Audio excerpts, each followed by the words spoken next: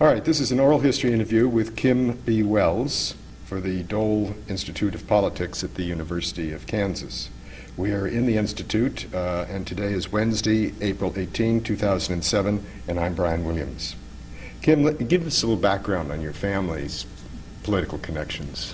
My father was somewhat involved in politics. We lived in Garden City in southwestern Kansas, and he had been involved not in elective office but in helping candidates from time to time. And I first probably thought about it back in around late 50s, early 60s, and I was 10 or 11 years old. So, and knew the name Bob Dole from 1960. I remembered it from then, although he wasn't our congressman then, because Kansas had 6 congressional districts back in 1960. I hope my dates are right here. And then in the reapportionment after the 60 census, Kansas lost a district, so our congressman was a Democrat.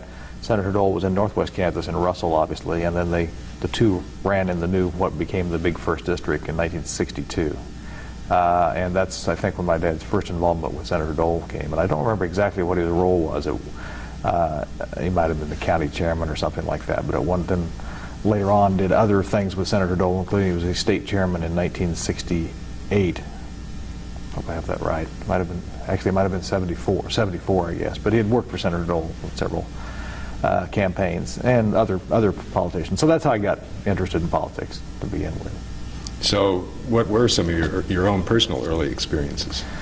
I mean, I didn't do that much when I was really young in high school. I wasn't like a teenage Republican or anything like that, although I certainly had that affiliation. But I guess the earliest I was actively involved in a campaign, I remember a state senate campaign maybe in 68,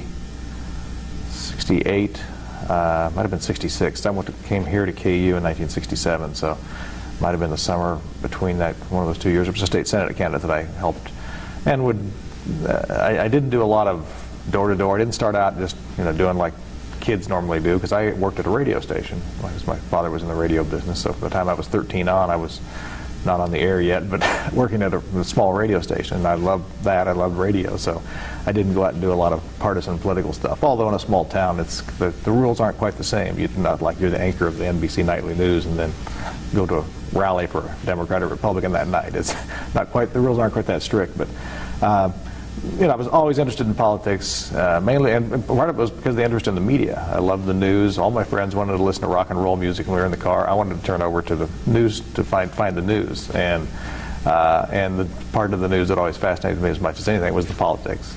And I remember listening to the conventions in 64 and 68. I remember waking up in 1968 and hearing that Bobby Kennedy had been shot the night before in June of 68. So it's something I've always liked, and even as I've gone on to another career, I can't help but check the internet every day to check on politics. So, when did you first meet Senator Dole? I would assume it would have been, I don't recall for sure, but I would assume it would have been 62, and I hope my years are right, when he ran in the combined district. I was 12 years old, 12 or 13 years old, so I'm just... So you don't have any... No, I didn't have any. Didn't have any. Yeah. Well, I mean, one thing about Bob Dole, from the time my first remembrance of him, and I don't remember exactly when it was till today, when Bob Dole walked in a room, you knew there was somebody there. I mean, he has a presence about him. So I knew this wasn't just some local yokel running for the school board. I mean, this was a serious politician, not just your ordinary politician in Kansas or anywhere else. So I wish I could tell you I knew exactly the first time I met him, but. Talk a little bit about that 74 campaign. Your father was more active than you were. Right. I was. As a matter of fact, I had been away from 71 to 74 in law school at the University of Virginia, so I came back to practice law in Kansas City in the summer of 74. So I was a brand new associate at a big law firm, and I didn't have a lot of time. So I was not that involved. I certainly followed the campaign closely. I think I even helped on some, as I recall, on some radio spots they were trying to do to customize some spots, because I knew how to run the equipment, and but did not have a lot of involvement in the campaign. Of course, that was a fascinating campaign. It was so close, but I can't say that I helped Senator Dole in any meaningful way in that campaign. What about your observations of your father at work in that campaign? Yeah, he was the state chairman, not the campaign manager, which, it depends on the campaign how active that is, and he was involved in hiring and firing people, but generally day-to-day involvement, I don't know, because he was in Western Kansas, I was in Kansas City. He didn't make phone calls every 10 seconds like we do now. Don't think about it, but certainly was involved in a lot of the meetings. But day to day, I don't know. I really was not there, even though I was not that far away. So you established yourself in law practice here, right? And then you made a move to Washington. Yeah, actually, I just moved back from graduated in, I guess, May of '74. Came to Kansas City to a large firm, and then after Senator Dole did win the election, Dave Owen, who'd been very active in the campaign, who I knew, came to me and asked if I'd want to go on the staff. And I said, well, I just moved back. I was just there in Charlottesville, and I'm just ready to move all the way back. But no kids, not much, no furniture. It wasn't that hard to move, so I went to the law firm and said, this opportunity's come up. I'd like to go do this for a couple of years, and they were fine. So I did. I moved back then, and right after, I guess it was right after Christmas of 1980, so starting in '81. Moved back to be on the senator's staff. And on his personal Senate staff, yeah. So what was your role? Legislative assistant. I mean, at that time, he was obviously a more junior member, although becoming prominent already after one term in the Senate. And I believe, and was assigned technically to the Senate Select Committee on Nutrition and Human Needs, which was the committee that Senator McGovern chaired. And of course, I had grown up being a partisan Republican, thinking, George McGovern, 72, this is not the guy, and got to know McGovern's staff pretty well, and somewhat Senator McGovern, and realized Senator Dole had a lot of respect for Senator McGovern. And although I worked on other things too, including tax policy and things like that, because he had gone on the Senate Finance Committee. The first thing of any significance I did was, this being 74, I guess our problem then was, I sort of remember, was inflation or recession. Anyway, there was a high unemployment, and the food stamp program, which the Agriculture Committee and the Nutrition Committee, both of which Senator Dole served on, there was a lot of action on what we can do. People were waiting in line to get food stamps because there had been a lot of disruptions in the economy, and there was a proposal made by Senator McGovern's staff. Maybe we should do something to make it easier, at least get people initially certified. And I went to Senator Dole. I said, we always say, Republican line back then was, we don't care, we don't want to help the greedy, but we want to help the truly needy. We want to help. That was always the line, the lip service the Republicans gave, and I think largely believed. But because at that time the welfare state was even greater with the AFDC and all that. And I said, it looks like, from what I can tell, this is a situation where there really are some people who probably could use help temporarily because of the administrative backlog and the paperwork. Maybe we should try to do something that would show that you were concerned about it. And he thought about it and decided, let's try to work something out. So that became the first of many collaborations between Senator McGovern and Senator Dole, the Dole-McGovern or McGovern-Dole food stamp reform legislation, and the first of which was a so-called instant certification, so people could get certified, then you'd have to check their backgrounds later, and to at least alleviate immediate need. That may have been the first time Senator Dole got a nice editorial in the Washington Post and the New York Times.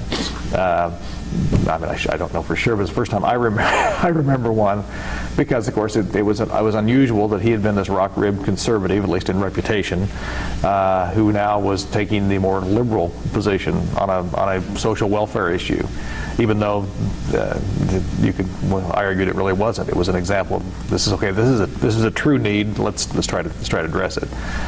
So that was kind of I thought the breakthrough, and it also helped start changing. I think, and I'm not taking no credit myself, because he's the one that made the decision that it made sense. Started softening his image somewhat from the gunslinger image, which I think was largely undeserved. But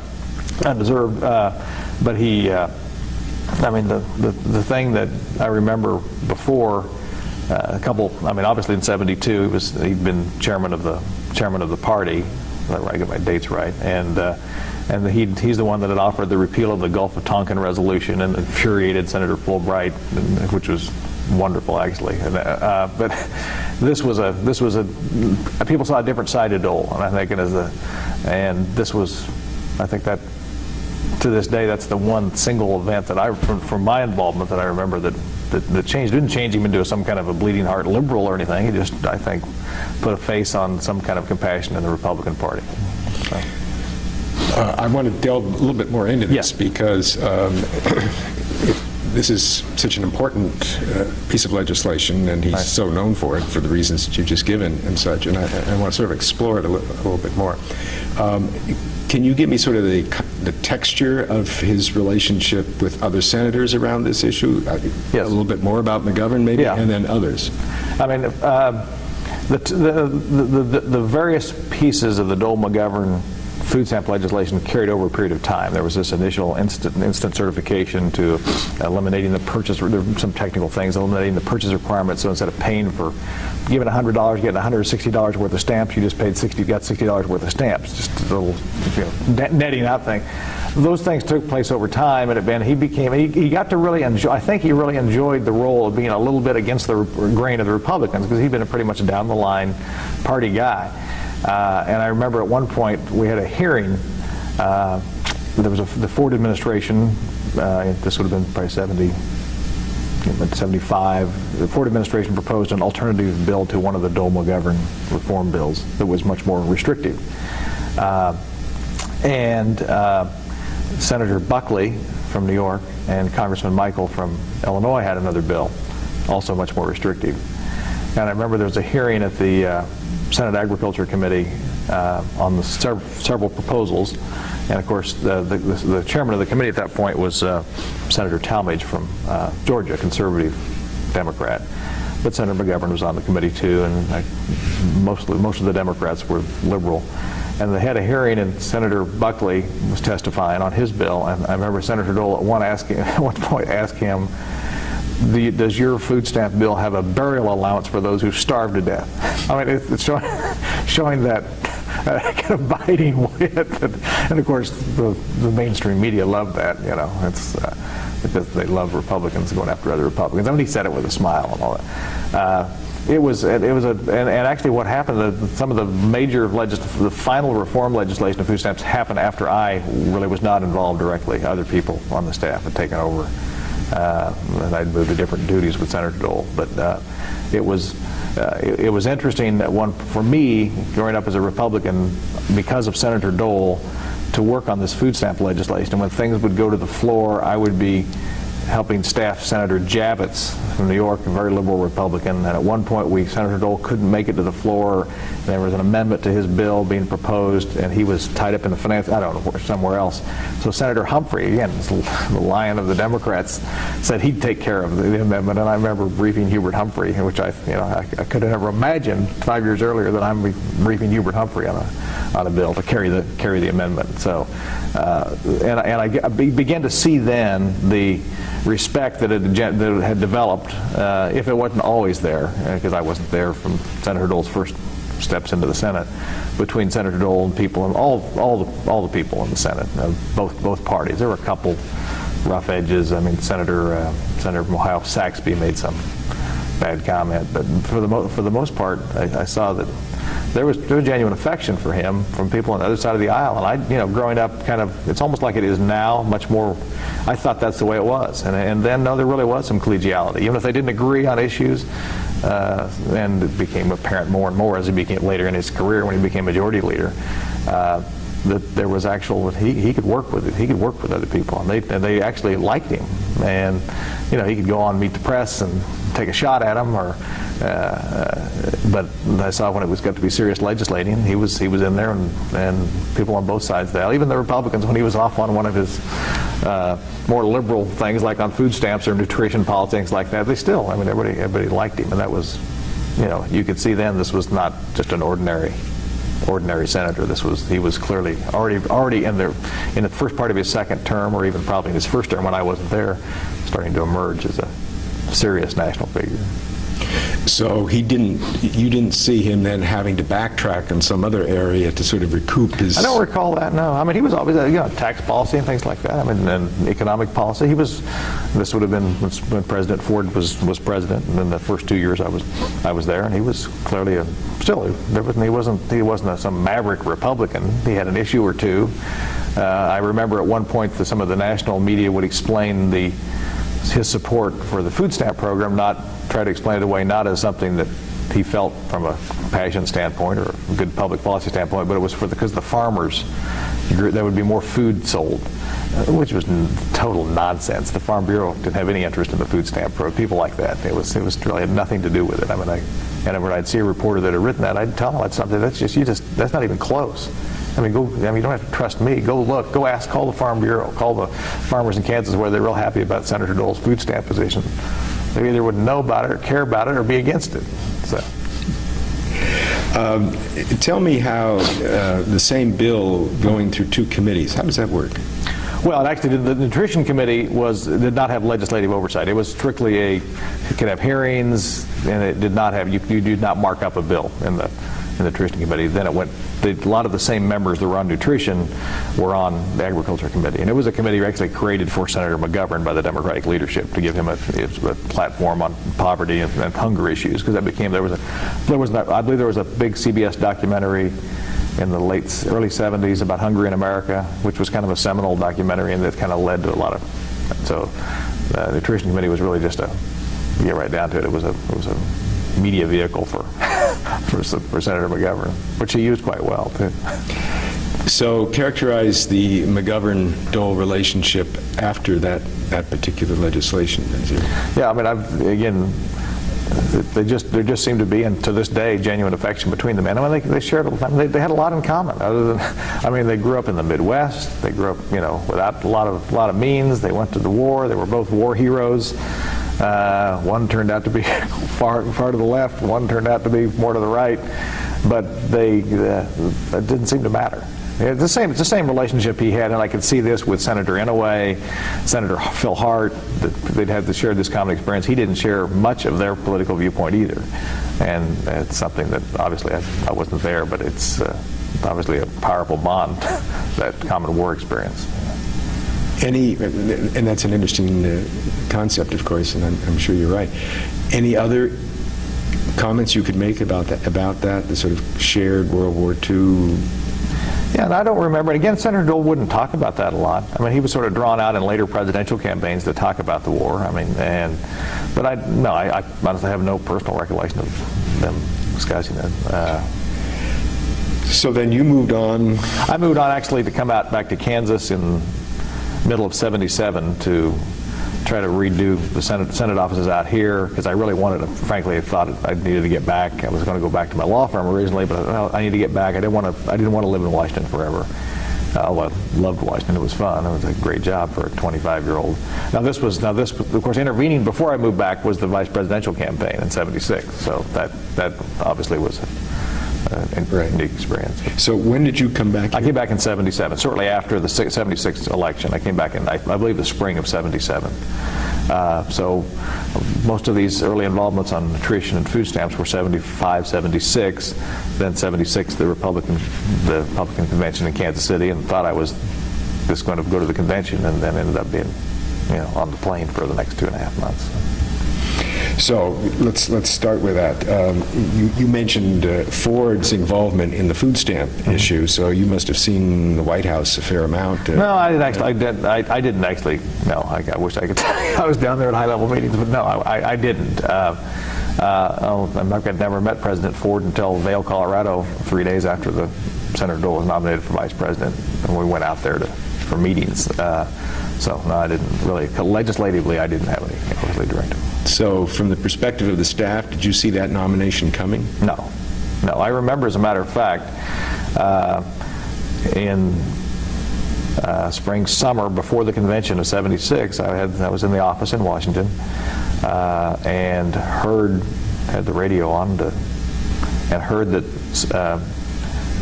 Governor Reagan had selected Senator Schweiker to be his running mate if he got the nomination, which was very unusual. I don't think that had ever happened before, where a candidate who didn't have it, might not even get, probably wasn't, at least at that point it was close. And I went into the senator's office, I immediately went in there and told Senator Dole that. I could tell he was surprised, like everybody was, when Schweiker had been more of an Eastern liberal Rockefeller type Republican. Told him that, and he told me later that he thought that was the last chance he had to be on the ticket. He thought the best chance he had to be on the ticket, being a Ford man, was for Reagan to get the nomination, and then Reagan to reach out to one of the Ford supporters. And he thought at that point, well, that's the end of that. He didn't say anything at the time, but obviously it worked out okay. President Ford selected him, but that was very interesting when he mentioned that to me. I think he mentioned it to me on the plane in '76 as we were flying around. So the convention occurred in why Kansas City? I don't remember why they chose Kansas City. Midwest, I don't know. I hadn't been there since the last time it was there was in '32 when they nominated Herbert Hoover, so the omens weren't really good. So I don't recall how it got selected. I remember I was excited that it would be in Kansas City. So then you were here. Yeah, I came back with Senator Dole to help him work, because he was on the platform committee. He was temporary chairman of the convention, I believe, and just three of us came out here, staff people, and to help. I worked on some of the platform drafting. I remember doing some of the staff work behind that. And it's not like it is now where it's all written ahead of time. We actually had hearings, and we actually had people testify and write a platform now. I think it was probably sanitized by whoever the nominee was when it got through all that process. Were there some hot issues during the platform debate? Yeah, I'm trying to remember. I don't recall.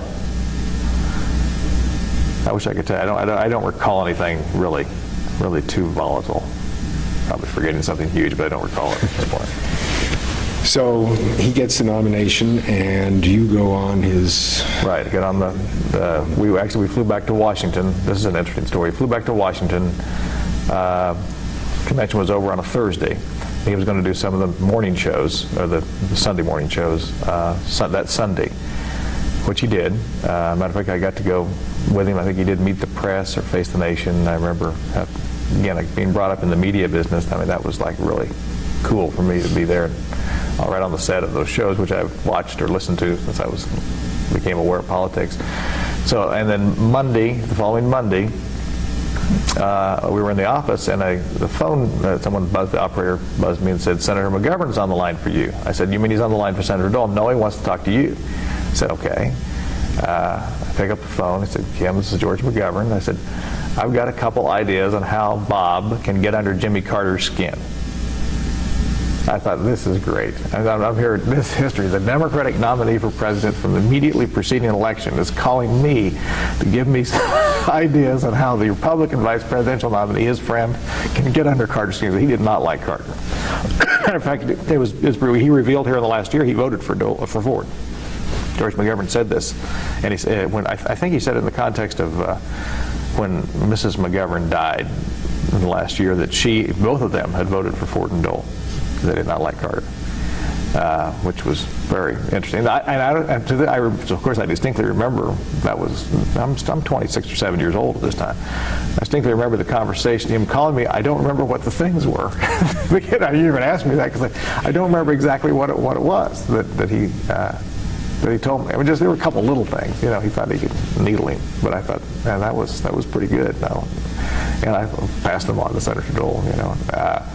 Then we went on the next day to his first big speech was in Seattle to the VFW convention on Tuesday, and we didn't have a plane. There was no campaign plane. This wasn't thought out as well as it is now. We just flew out commercially to Seattle, and I remember we got there. We left in the afternoon. This was a 5-hour flight to Seattle from Washington. Got there, had his speech. Noel Cook, who's had done some work for Senator Dole, is a very good writer, had written a draft speech, and we tweaked a little bit. And the issue then was amnesty. Carter proposed amnesty for Vietnam War draft evaders, and I remember Noel, who could write. I'm not a speechwriter. I can edit, but I would not claim to be a speechwriter. They're far and few between. But I remember I edited a line that was what made the CBS Evening News the next night. I thought it was about amnesty. I don't remember the exact line, but we got there. That speech was ready, but he was going to speak at the state fair in Iowa the next day. So they had faxed, and faxing was the 6 minutes a page fax. Like it's not back in fax was early on.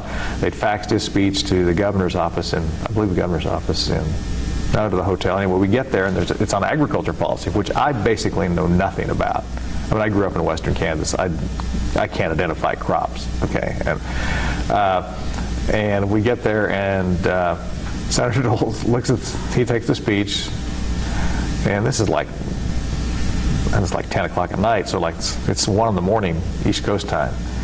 And he takes it, calls me in, and it says written up in the upper left-hand corner, disaster. I mean, the speech was no good. So I'm back on the phone with people in Washington, trying to rewrite. When I say rewrite, this is how things are different. Rewrite means the press secretary was there, Janet Bradbury, Janet Anderson, and I.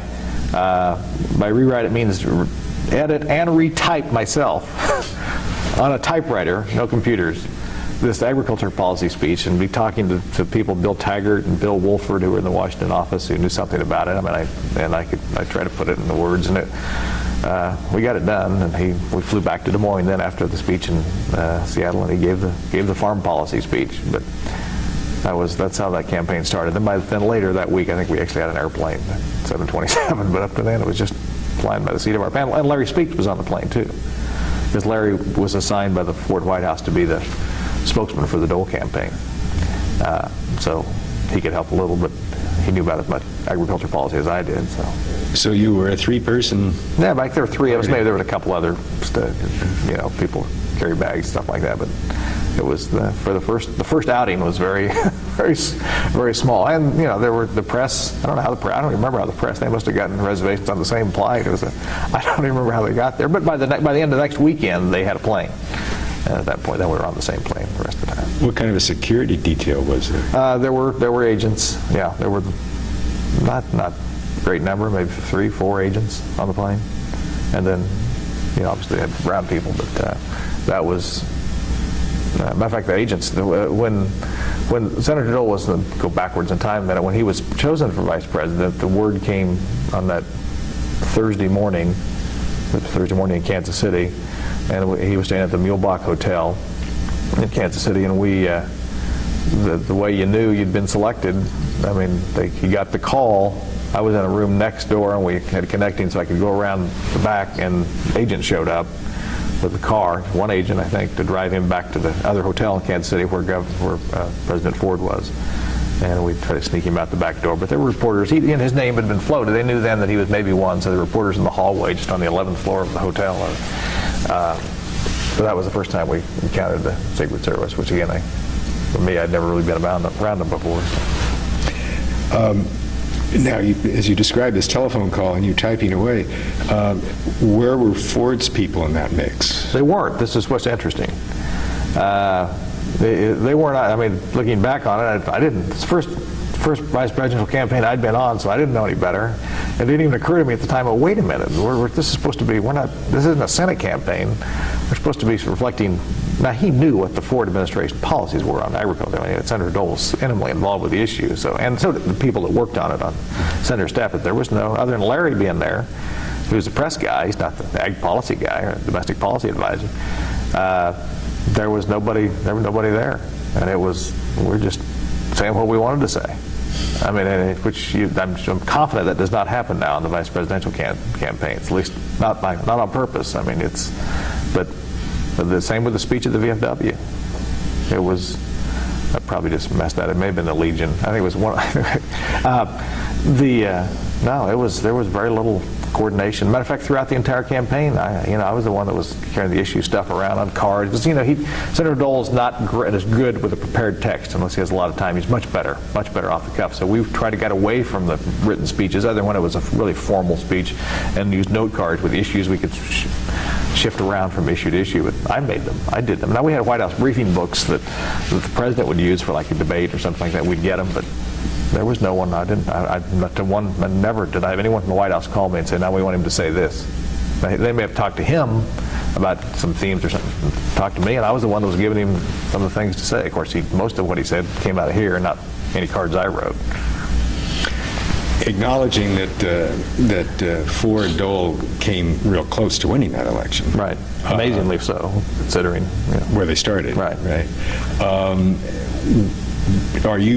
Do you explain the defeat in any particular way? And I think Senator Dole, it was Watergate. I mean, they just couldn't quite overcome it. He said that, as he said after the election, that Gerald Ford was the last victim of Watergate, and I think that's basically it. I mean, could the campaigns have been run better? Yes, but I mean, it's a little hard to criticize a campaign that starts 30 points down and gets to within a whisker of winning. I mean, why didn't you, just like coming back in a basketball, getting behind 30 points, you couldn't quite get over the top. Coming back is hard. You get 20 points down and you pull within 3, and it's hard to get over. You just can't dig yourself that big of a hole. But it was just the time. If the election had been held 6 months later, I think that would have made a difference too. It's to get a little farther away from Watergate because it was such a wrenching thing. I mean,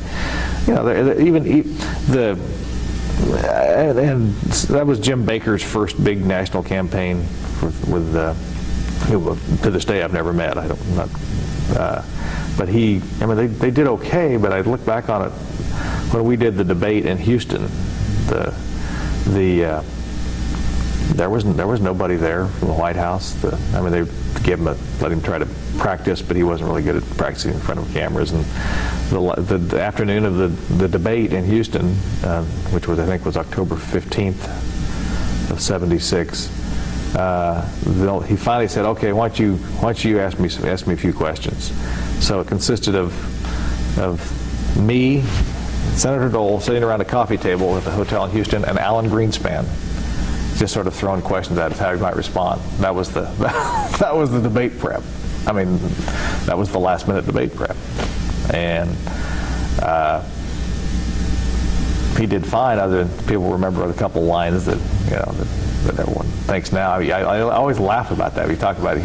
Mondale had George Meany was his makeup man, he said, and the Democrat Wars line, which everyone remembers.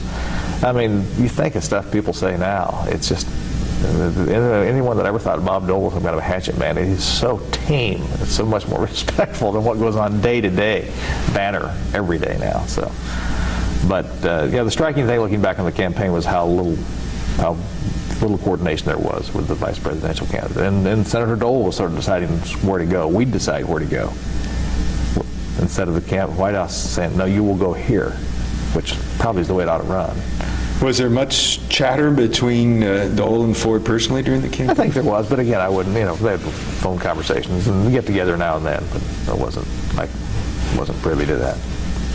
And how would you characterize any changes in Dole before, when you knew him just as a senator and then as a vice presidential nominee?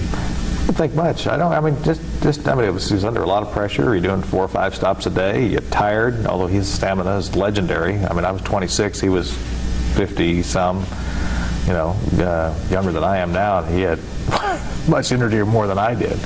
So I didn't notice it. I didn't notice much change, really. I mean, he just day-to-day demeanor and how he conducted himself. I didn't. And maybe I'm forgetting. Maybe there was something in the heat of the campaign, but I don't remember anything. And what was he like in between events, just traveling around, downtime? What was that like for you? Yeah, we'd be on a plane. He was always, come back and chat, or he'd go back to the press. He was good with the press. Because he was always good for a quote and I believe most of the people on the press actually ended up voting for him. I mean, I'm sure they're not Republicans. I was pretty confident of that. I'm not sure about the reporter from the New York Times or someone, but I think a lot of them really got, the ones that didn't know him already from covering the Capitol Hill, the ones that got to know him, I think he got along pretty well with them. And the plane was, my memories of it were pretty good. I mean, he would, at the last stop of the day, he'd come back and with his socks off or shoes off and just shoot the breeze. It was a pretty good atmosphere. So shooting the breeze meant talking about what? Talking about the event or what's coming up next. I don't know. We talked about the Kansas City Royals. They were kind of good then. I mean, he wasn't not a big sports banner guy, although he he always knew more than you thought he did about other things that you were interested in. That it popped something out that you thought, where did that come from? How did he even know? But no, it was. I think if you had a good stop, it's like anyone else. If you just had a good, you just went to wherever you were and you had a great rally, you get back, especially if you're the candidate who's made it good, you're pumped up, everybody goes through those kind of swings, but he very seldom was really down or anything like that. Have you thought about the source of his humor? I read a lot of speculation about that. Some that it sort of comes from bitterness because of the blow, the World War II wound. Yeah, I certainly I wouldn't attempt to analyze that. I don't. I just know it's always there. It's always been there, and I had an uncle who was quite a humorist, and I was always aware that he was enjoying his humor as much as the people. Yeah, I think most comedians or humorists do. I think they're entertaining themselves as they go along. So, did you ever, sort of after some event and some particularly pointed quip, see him sort of chortling to himself about it? I don't recall that. I just, and his humor was, if it was, it was never off color, even in private. Just funny little observations. He's just what the wellspring of it is, I couldn't tell you. I really wouldn't attempt to. And you would say that the majority of it is spontaneous? Oh, absolutely. Yeah. I mean, he's got a few canned jokes. I mean, in fact, during the campaign, there'd be one joke he'd tell about a bear in a bar, and at one rally, he was not going to, he was clearly wrapping up and wasn't going to tell it, and the press corps and the press pen started screaming bear joke. I mean, but for the most part, the funny stuff he did was off the cuff. I mean, it was, I saw him at one time on a Saturday night. We had a banquet at the Disneyland Hotel in Anaheim towards the end of the campaign. And it was Saturday night, West Coast. Unless you say something crazy, it's over. There's no news. You've missed all the deadlines.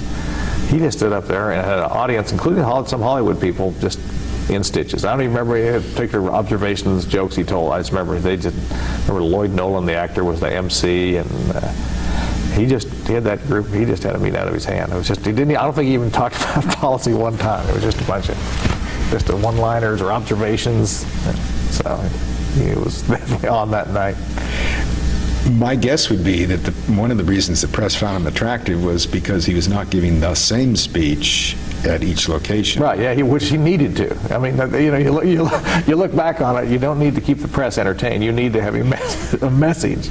And sometimes it must be horrible for the press that has to travel to hear these disciplined candidates today, especially with the 24-hour media, just the same theme over and over again. He'd get bored doing that.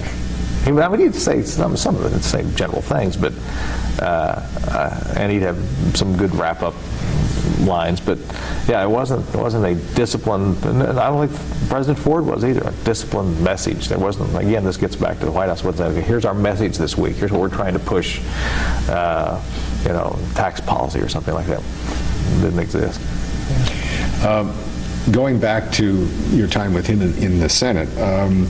Describe the ambience of his Senate office. What was that like working there? Hectic compared to the other. I mean, the amazing thing about Bob Dole was not only was he a national figure, he was also wanting to make sure that the Kansas, he would accomplish more in the first, with no disrespect to the other members of the Kansas delegation, which I had most contact with. I mean, it was just an entirely heightened level of getting stuff done, making a difference.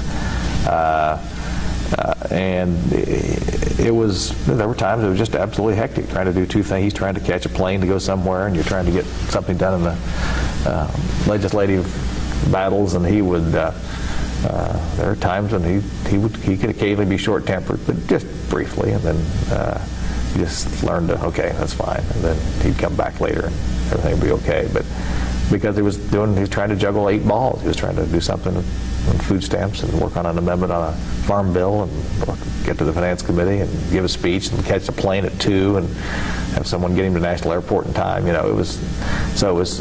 had to be much more active than most Senate offices. I mean, much more active. I mean, I remember at the time other Republican senators that I had contact with, he reminded much more of an office, more like some of the national Democrats, just that there were staff they're always looking for something to get ahead, get a good story, and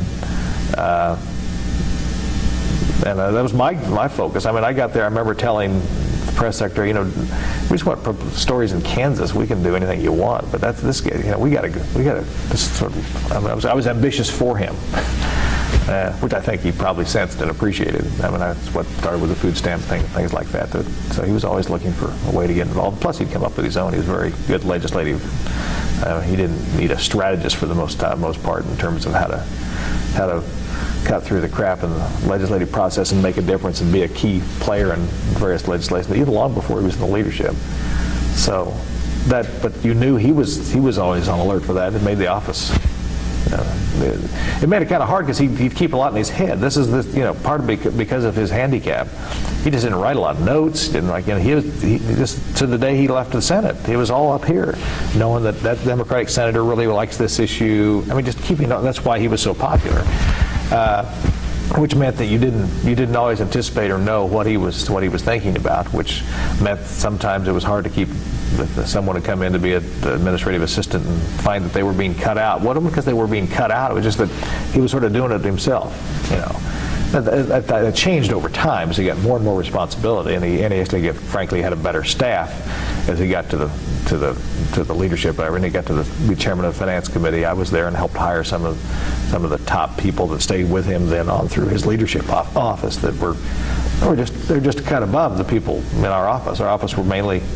There were great people in the office that worked hard, but some people are just more gifted in thinking ambitiously for the candidate, or thinking about policy, or thinking about media, how this plays in the national media. And those people came on board, and most of them were not Kansans. They were people that were there on their merit, and they're just very, very extremely bright people. When he would come into the office in the morning, what effect did his presence have on sort of the ambience? No, it was an office. He was the boss. If you're just sitting around goofing around, you really wanted to get to work. But even though he knew, you may have been there till 2 in the morning with him on the floor of the Senate, so you weren't a goof. But I didn't. As I got around him more and more, I got less and less worried about that. If I was talking to someone on the phone, I would. I might finish my conversation real quickly, but it was like, it's like military. I wasn't in the military, but just the senior guy comes in, it's time to snap to, and if you'd been working hard for 3 hours and you're just taking a 2-minute, it wasn't like, he wasn't one of the guys. He didn't try to be one of the guys. I mean, he could have a good personal conversation, but he wasn't one of these. He didn't call him by his first name. I would never have done that, so it was he was important. He was an important person. And he would mainly operate out of his office, so you would go to him rather than his coming to you. No, he'd float back. No, he would both. I mean, if I had something, as long as he was there and his door's open, you could go in there. I mean, not anybody would, but I felt like I always could if I didn't go in there to bother him about something silly. But he'd come back. No, he'd be back doing something, working on some issue, and all of a sudden he'd float back there. So, it worked both ways. So after the 76 campaign, then you... I moved back here to to redo his Kansas office. I thought next day I might want to run for office, and which I never did, but that's no place to run from Washington, so I moved back. And then there was a couple years there where he had trouble keeping an administrative assistant in Washington. It was all just personalities didn't work, but a couple false starts. And so I ended up, even though I was living here, I would go back to Washington at least a week or two a month, and sort of de facto do some of that job back there, which was, I mean, I used to call him and say, "You want me to come back this week?" Or, "I'm thinking about coming back." Then for long I'd just show up, and he'd see me just like I'd been there, like I had never been out of the office. Because I talked to him on the phone a lot, even when I was out here, and I was still helping him on speeches and things like that. Again, while I was in Kansas, I mean, half of what I did had nothing to do with the Kansas offices. I just happened to be located out here. So you weren't sort of closing the loop with Kansas. You were dealing with Yeah, I was doing more of what should have been done in Washington. Even though we still had I'd hired and fired all the staff out here and that kind of thing. So it was, we were making sure the constituent services worked well. But actually, I had to admit my interest was not in answering letters from somebody who had a Social Security check lost. I mean, it's not interesting to me. I was more interested in policy, and so I should have been in Washington probably, but for my own other reasons came out here. But he had some good people. I mean, he had some people that came in through that, started coming in at that point that were really top-notch people. Out here? Well, here we're okay, but I mean in Washington, he started getting, that's when it really started getting interesting. Well, Rich Armitage was there for a year as administrative assistant, which was a very interesting guy. But some of the other people that then stayed with him for a long time after that. One more Washington question. Did he have a special relationship with the House delegation from Kansas? Was there any connection there? Not so much. I mean, he was always. I was very careful to make sure that you didn't the nicety that you didn't. If he was working on a grant or something like that, he'd want to make sure that the House member from the district knew what was going on, especially if it was a Republican, which most of them were. And as to his involvement with the House, other House members on legislation, I didn't have much involvement with that, conference committees or things like that. And what about the other Kansas senator? We got along fine. I mean, the senator, when I was there for the most part, was Senator Pearson, who was a smart guy, a little more liberal than Senator Dole, but they got along fine. Just Pearson's just was a much more laid back, not nearly. I mean, it's like night and day, frankly, between the two offices in terms of activity level. I suppose they voted alike most of the time when it got down to it. There were a few things Senator Pearson probably didn't quite agree with him on, but the relationship was always good. Senator Pearson, I think, nominated him for vice president when he was chosen. So for how long were you doing this once a month? Pretty much did that through the 80, and then I think I actually went off the staff in 80 and became the campaign manager for his re-election in 1980.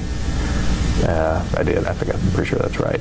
And it was not a tough campaign. I mean, I'm a little type A on elections, and he was always ahead, and there was no one ever thought he would lose, but I was always convinced that we didn't do polling. But I was always convinced that, and I knew that last poll was coming out the Sunday before the election, and it suddenly, instead of being a 25-point lead, was going to be 3. I remember getting up, going to the 7-Eleven here in town, 5 in the morning that Sunday to get the first edition of the paper, and I knew their last poll was in. It was up by 40, so I thought, oh, okay, I guess maybe we are going to be okay. And he was out quite a bit for that campaign, but he also did a lot of campaigning for other Republican senators and candidates around the country. So he wasn't here that much, even though he was up for re-election. I mean, he made sure it was when he came to the state, he made sure he covered the state. I mean, I remember Scott Richardson may have told you, we remember one time, just one Friday, we did just driving around northwest Kansas and looking for on a fall night, looking for lights, which meant that's where the football games were in the small towns. Just go over there, show up unannounced, shake a few hands, and get in the car, and it's flat as this table out there, and we'll find the next game. I mean, which was kind of fun. What influence did his presence have on the game? I mean, did they stop playing? No, they didn't stop playing. I don't know, but again, just like I said, the first time I saw him, when he walks in a room or in a crowd, even if you didn't know who it was, it looked like it was somebody important. Well, they knew who he was. This is home. This is Northwest Kansas. So, no, he was always greeted very, very warmly, and even when he'd go to a hostile audience during the late 70s, when the American agriculture movement the farmers were really upset and they were getting a little more militant. I mean, I remember he went to one town hall meeting, and there were 4 farmers sitting in front. He tells the story better than I do. There were 4 farmers sitting in front, and the overalls with hats on said "Dump Dole." And he always told us, and he always told a story that he immediately said, "I put them down as undecided." And then afterwards, then one of the guys came up, and Senator Dole called him by his first name. He hadn't seen him for 15 years. And the guy said, "Well, Bob, I know you're trying." He had him all turned around with his Dump Dole hat on there. But that was the amazing thing about Senator Dole throughout his career. We'd be going to a county for like in the 80 campaign to some small county, and he'd say, now who's the chairman here? And I'd look it up, of course, and then he'd get in there, he'd see some woman, elderly woman that he hadn't seen in 15 years, he'd call her by name. I mean, it's astounding. It's just, again, it's part of keeping everything in your head. I was going to ask him once, did he have that good a memory? Was he that good with names and detail in his head before his injury? Or did he use the crutch of notes and things like that and writing things out like most of us do? Or did that make him become so good at it? Whatever it was, he's absolutely phenomenal. And as you know, as anybody knows, if somebody important calls you by name, I mean, if you haven't said that, makes you feel good. Makes you feel very good. Talk about the farmer revolution. What was that? Yeah, it was a little testy. I mean, it was all about prices were horrible, the farm policy wasn't good, their target prices were not, they were hurt. I mean, farmers were hurting, and there were several nasty rallies. I mean, they didn't like. Of course, the farmers never liked the Secretary of Agriculture, no matter who it is, for the most part. And, I'm trying to remember who this was in the late 70s. It had been Earl Butz up until 76, and of course he's self-employed and imploded with an off-color racist joke. I don't remember who it was, but anyway, they were always mad, and they got to be, they really demanded tractor barricades went down Constitution Avenue, remember the big parades and all that. And he, for the most part, I mean, a lot of these people were people he knew, and that they'd gotten a little radicalized, and not in a terribly radical sense, but by comparison to the Farm Bureau, which is pretty establishmentarian. He would, I mean, it was, there were some times so that he get some criticism, just because they wanted it solved. They wanted the government to solve their problem, or they wanted the government. And part of it, in fairness, I mean, I'm personally not as sympathetic to farmers. I mean, I'm reading more and learning more about this, but I don't understand why agriculture is treated differently than other people, why the government has to support it, but then what had happened were big issues in President Ford and later with Carter were the grain embargoes, where we wouldn't sell grain to the Soviet Union. And Senator Dole was not in favor of that, the embargoes. But that made him mad. Well, then they start having a beef. If they're growing a product and then the government says you can't sell that product to a huge market, and it hurts your prices, that's hurts your income, then you start understanding why they're mad at government. But as a matter of fact, I was thinking about the other day, I'm reading a book now that's about corn, just about corn it's called, and I was wondering, how did that finally get resolved? I guess the demand went down, supply went down, and the prices got up again or something. I don't remember how the agriculture moved. After the mid-'70s, it kind of, I really haven't had any radicalized activity since. But he handled it well, always. He always handled it, even though it was sometimes uncomfortable. That selling corn or wheat to the Soviet Union was a difficult issue, wasn't it? Because on the one hand, you're helping the enemy. Right. Yeah, it was, and I think Senator Dole started out being opposed to it. He was a strong anti-communist, but I think he later adopted Senator Humphrey's view, was that he would sell the Soviets anything they couldn't shoot back. And because of the farmers, it did help. It clearly was a large market that helped the farmers. So I think clearly in '76 when we ran for re-election, one of the things he would always say is no more grain embargoes. I mean, that was an issue that was in any agriculture rally and Carter said the same thing, then imposed one after he was elected. So, of course, in '80, he'd already tried a run for the presidency. Right. Yeah, that was and my understanding is that affected some Kansas by saying, does he represent us, or has he moved beyond Kansas? And how did he handle that? I was worried about that here. I was always, matter of fact, we used a campaign slogan in '86. I was chairman of that campaign, I guess. Yeah, I was. Chairman means you don't get paid. I was out in the real world. And what we came up with, the slogan was Bob Dole works for Kansas. Because even though he was always ambitious nationally and doing other things, he was still doing more than all the other offices in the state combined for the state. He was more important for Kansas, clearly, than all the other. But, the problem is people see him on the news in New York or L.A. or Chicago, and they think, well, he must not be helping me any, And so it was always an issue, but it really was never an issue. And ultimately, because he never had a real close election after that. I mean, it's something I always worried about. I always looked at the dark side of how things could go wrong. But he had a pretty good. I would say, wish he'd spend more time out here. But he knew. He had a feel for it. How much time did he spend out here? Not that much. I mean, in the '86 election, I mean, he made, I said, you can make the illusion of seeming like you're spending more time. You just got to make sure you hit the right markets. Make sure you get on TV, get on Wichita, because that goes to Western Kansas, so it looks like you're here. Put out press releases on local issues. Then you can go campaign for somebody in Minnesota or Vermont. You know, and apparently, I overestimated how much people. I mean, there was a thought if he's that busy with other people, he didn't care about us, but it never showed up ultimately at the poll. And that part of it was he didn't have strong opposition, but that's also part of the reason he didn't have strong opposition. They knew he would, because if he needed to, he'd be here, and he'd have been here 40 straight days, you know. And so. I was going to ask you how you account for there not being strong opposition after Roy. Yeah, it's just the Democrats didn't have a good bench, for one thing. I mean, Dr. Roy is a formidable candidate, and but after that they just didn't have. There were a couple governors that could have run, that might have given him a race, chose not to. I think it's sort of the same reason when he first ran for the Senate in '68. Why did the other Republican congressman from Kansas just sort of let him? There was no opposition in the primary. Why did this guy from Western Kansas get a free pass through the primary? Well, because he wasn't just another guy. They knew who he was. They knew how determined and what an attractive candidate he was. So it scared off the Republicans there, and it scared off the Democrats from then on out for the general election. So, anything else about the '80 campaign or the '86 campaign, or what about '92? '92, again, not much. It was '92. We didn't know for sure if he was going to run,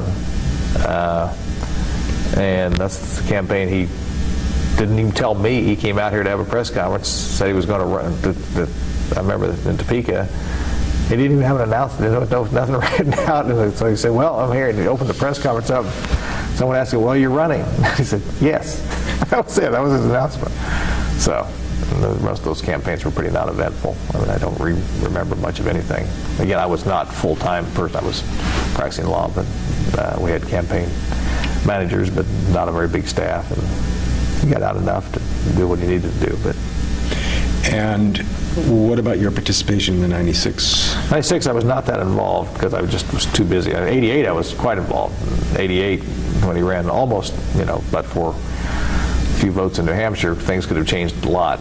In '88, I actually, starting in July of '87, I took a leave from my law firm, was on the campaign, worked with Bill Lacey, and pretty much my basic week was I'd go in Monday morning and come back here Thursday and try to keep things going, private practice on Friday, then go back to it every week. And then towards the end I did some other things, but I was pretty involved in that campaign in the Washington office or on the plane.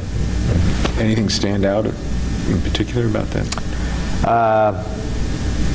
The parts that you remember the most are the end. You remember how much fun it was to be with him when he won Iowa, and immediately thinking, this doesn't mean anything, we don't win New Hampshire. And knowing you were starting out way down to Vice President Bush there, and being with him in the studio when he told Tom Brokaw time to quit lying about the record, and that was, which was interesting, which was actually true. They did kind of lie about his record. I remember we won Iowa. Senator Dole won Iowa, and that was on Monday, and 8 days later was going to be New Hampshire. And immediately the polls tightened. It was actually ahead in New Hampshire, just the bounce from Iowa. And the Thursday before, my wife called me and said, "These kids are driving me crazy. We have 3 kids under age 6, and you've got to come home." I said, "I have to stay this weekend." No, you. And they were killing us with this flip-flop TV ad. Bush people were on taxes. So we're trying to get this other ad done, and I'd written this thing that he was going to give it to. So we got to get this done. Well, I said, "You got to come." So I said, "Doesn't matter if I'm here. I got to go. Here I've written it. You've given the speech. They're working on it." So I left Thursday night, and then came back Sunday. But then there was a snowstorm, a blizzard Friday, and they couldn't get the copy changed to the TV stations. Couldn't get the ad on.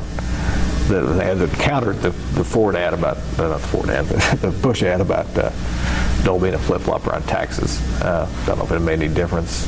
Might have, but I think he knew after that it was probably over. I remember a week or two after that was the South Dakota primary, which Senator Dole won. I remember I was talked to him that night. I was in Washington, and he was in San Diego. I said, well, congratulations. And he said, well, yeah, I can be good. I can be president of South Dakota.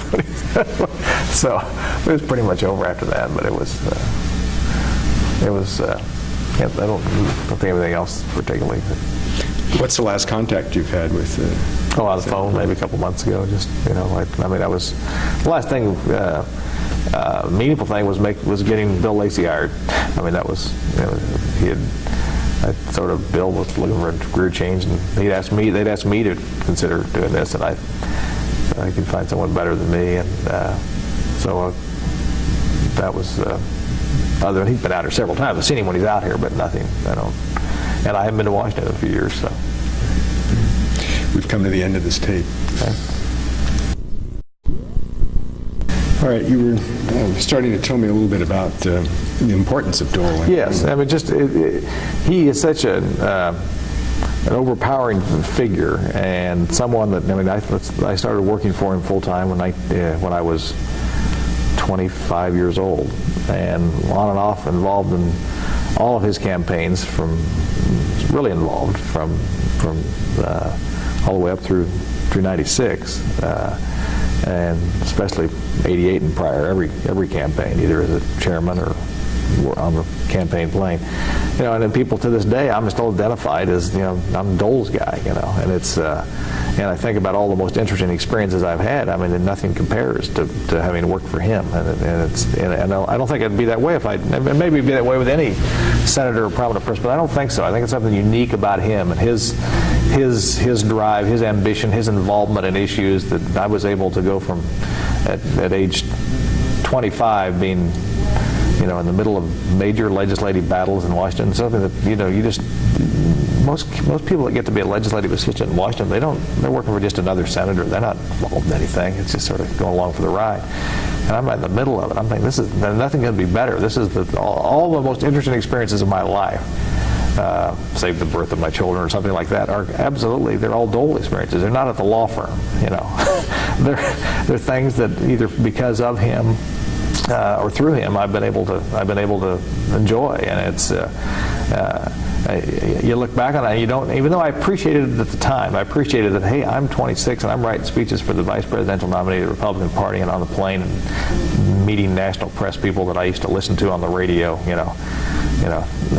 growing up. I said, I remembered it was neat, but looking back on it, it was amazing that I was able to do that. I mean, I wasn't from my father wasn't in Washington, some hot political star, and it was fortunate. It was absolute luck of where I was, and hopefully I had something to offer that he saw, because there were other people on the staff that didn't have as good an experience as I did, because they couldn't get as involved in these national campaigns. But it's to this day, I still, people, Dole says something, or people ask me what I think, even though I may not have talked to him for 3 or 4 months.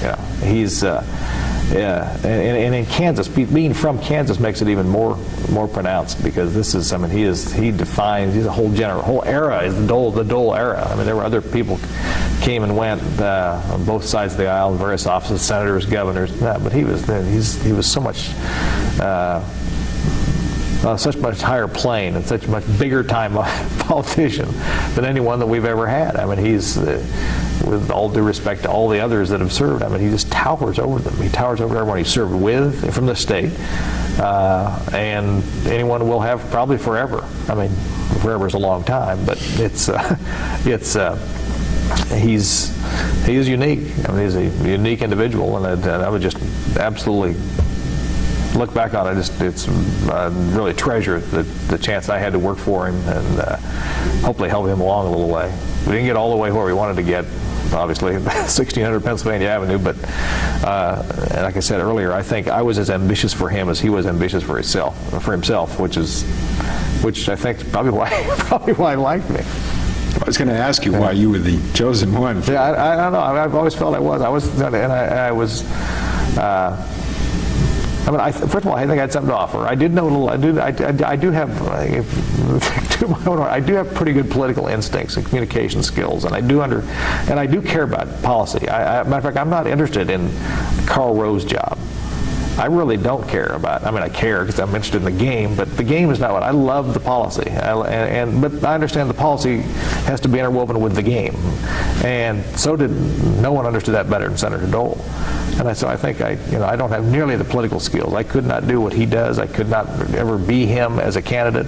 But I think I sort of sensed what he was good at, and I wanted him to succeed. I wanted him to. Usually I think of these believers, these young, adoring college kids who love some liberal Democratic senator. I was just dedicated to making him. It was fun for me. I mean, it wasn't like selfless. I mean, I was absolutely having a great time doing it. But he's. I don't think there'll ever be another Dole. I mean, not from Kansas. I just can't. There's certainly no one I see anywhere on the horizon now that'll ever rise to his level. What was your most difficult time with Senator Dole? Did you have a bad moment? Yeah, a bad moment or two. Nothing significant. I'm sure I disappointed him once or twice, but nothing. No scars. I don't remember. I mean, like I say, he could be short and he was busy and be difficult for half a day. But I never. Certainly, all my memories are, for the most part, very, very, very, very positive. Because I think I think I did some good work for him, but boy, I got way more back than I gave. Think about how badly he wanted to be at 1600 Pennsylvania Avenue. Right. Yeah, he did. I mean, he wasn't like obsessed. It's not to the level of obsession, but I mean, he was driven. And in American politics, if you get to a certain level, that's where you want to get. That's where you want to end up. If you're at the county commission level, you're probably not too worried about 1600 Pennsylvania Avenue. But if you get to where he got, that's. I mean, it clearly was in his mind all the way up to the end of his career. I mean, at least from the time I was there. I mean, I don't know when he was a freshman congressman if he was thinking about it, but I think it's good. I mean, I think ambition in the right format. I mean, I think today the ambition and the need to be on television on both sides of the aisle. There are people who are just clearly just saying something so they can be on television. I don't think he did that. I mean, there's a little bit of that. I mean, you got to be honest about it. They're not just a bunch of philosophers out there getting on TV that are, you have to have a shtick, and you have to know when to strike, and that's a good political instinct that the best of them have. But it seems a little more crass and opportunistic. And I think not to pick one out, but I think today of Senator Schumer from New York, who's tremendously bright. I mean, he's so smart. You can tell, but he can't believe half the stuff he says when he attacks President Bush. I never saw that in Dole. I mean, there'd be occasionally you'd take a shot that was clearly just a political shot, but it's not like it goes day to day, every day now with some of the people who know how to get on television. Or, I mean, in the worst case, Jesse Jackson, Al Sharpton. I mean, just clearly pandering. He was ambitious, but I don't think I don't ever remember it crossed the line. The only time I remember a pander from Senator Dole was the crown of St. Stephen, which was a crown that was taken, I still hardly remember this, that the Hungarian government, back when they were in the Soviet bloc, hadn't returned it to the people, and he got a big excited about getting it back. That was clearly just a ploy. I mean, it couldn't have been that big a deal. But that was just a minor thing for a couple of weeks. For the most part, the things he talked about, he wasn't, he would do his criticism of, he'd even call people. I remember when he was going to have to attack Ted Kennedy on something. I remember he called him and said, I'm going to have to take a shot at you on this. He'd call him on the phone. And he it wasn't nasty or anything. It was just kind of a political jab. I don't remember the issue. I just remember I thought that was pretty cool. They give him a heads up. I don't think it happens now. And it happens the other way around. This is an anecdote that's totally out of context, but it just reminded me of one in '88.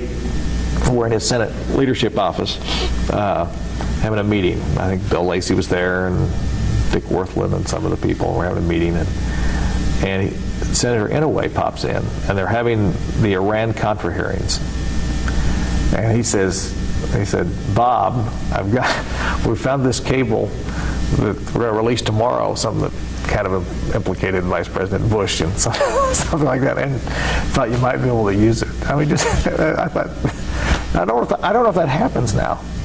You know, I mean, they're obviously, they go back to the hospital, right, after the war, and so even though some people probably still had the impression that Dole was some partisan hatchet man, here's a liberal Democrat who clearly had affection for him, and I'm sure there are some cases like that now, but I never thought, I just thought he, you know,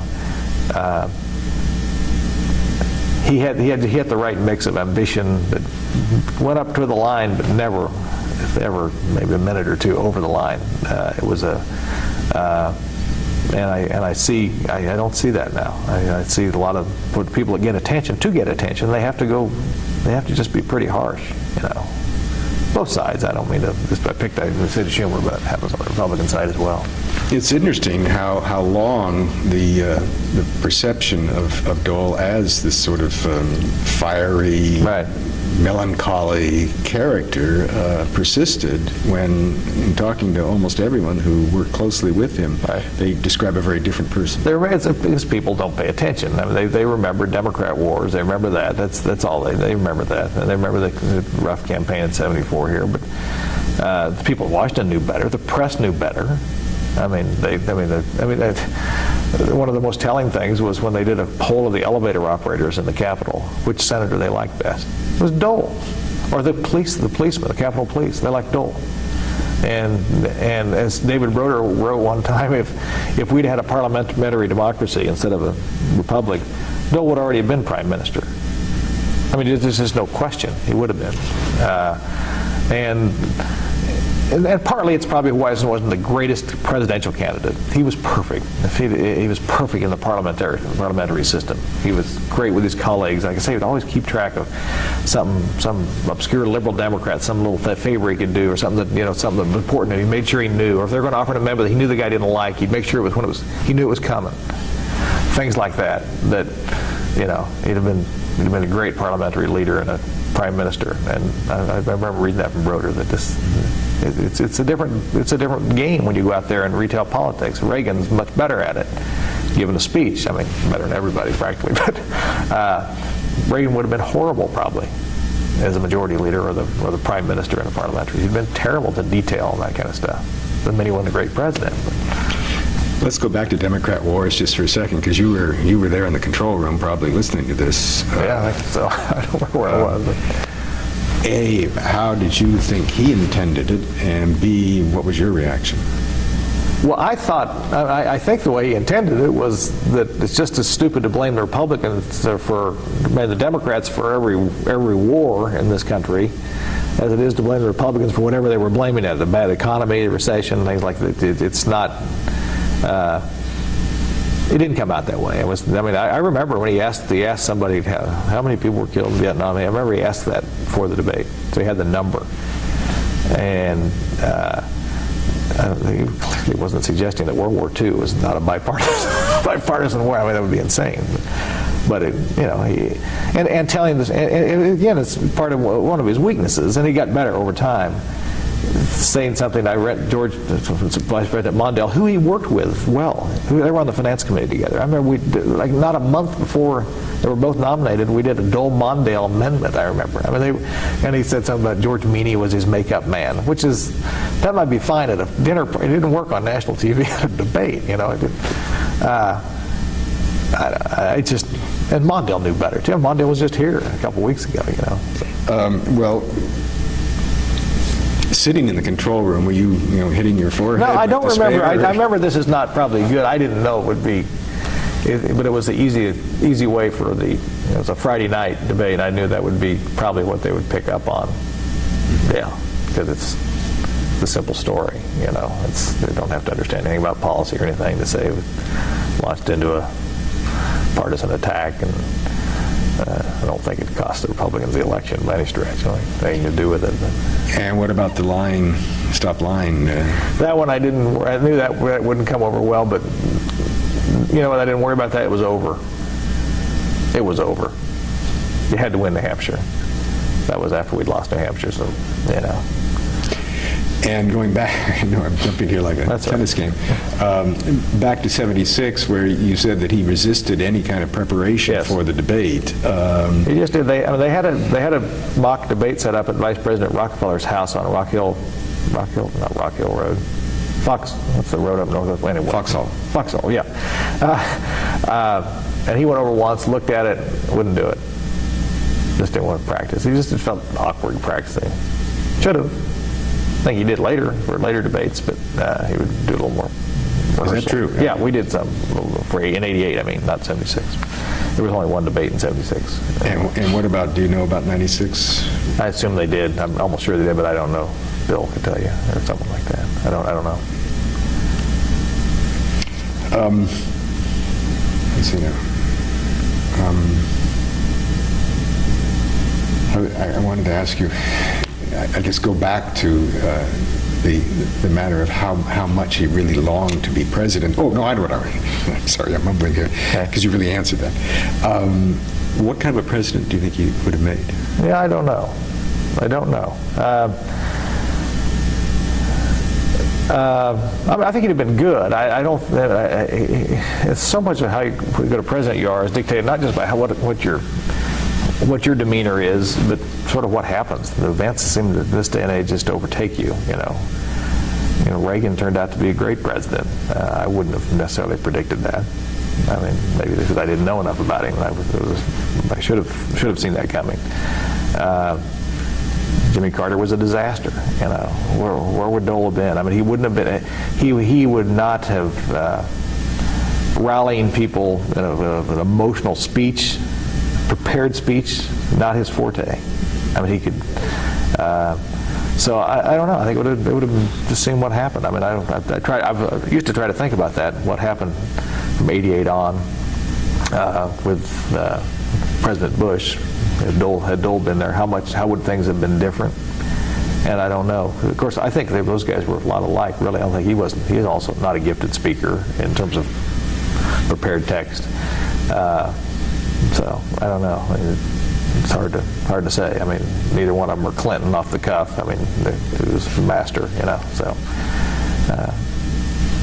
I think he'd have been okay. I think he'd have been good. I think it would have been sound. It wouldn't have been crazy. It would have been sticking to a theme, making sure you're stuck with the policy, just push. It's hard to tell. I'm confident he'd have been good. Whether he'd been great, I honestly don't know. I don't know. I think time sort of make the person. Yeah. When you were with him in '80 and '88, were you predicting a role for yourself in the White House? Well, not in '80, because that clearly was not going anywhere. But yeah, in '88, I thought about it. I really, it was so early. I mean, it's just we didn't get past New Hampshire. But I thought about what would happen if, and I frankly didn't know. I mean, I knew I would probably not be able to resist, because I assumed that I would have a shot at a fun job. I didn't want to go back to be the Deputy Secretary of Commerce, I mean, I had no interest in that. But no, I actually thought the job I would like would be press secretary. But that was just a fleeting thought, because we didn't get far enough to start worrying about it. I didn't think I could do that well, but I don't know. Did your time overlap with Walt Riker at all? Yeah, a little bit. I mean, Riker was involved. I mean, I was in '88. Walt was on the Senate staff. Yeah, and